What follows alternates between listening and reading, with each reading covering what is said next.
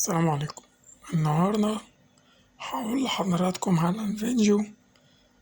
في ناس، أنا آسف طبعا في اللفظ، بتعوج لسانها زي طبعا بعض اليوتيوبرز والجو ده اللي هما بيعملوا ريفيو على الأكل. بيقولك كايزر تركي مدخن. ايه في ايه؟ ده النبي عربي.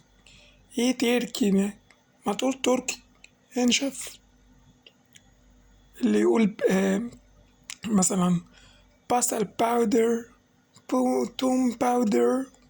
في إيه؟ انت بتتكلم من مناخيرك ليه؟ ليه يعني؟ معرفش، بجد حاجة مستفزة. يقولك باودر، يقولك تركي، مش عارف، ربنا يستر.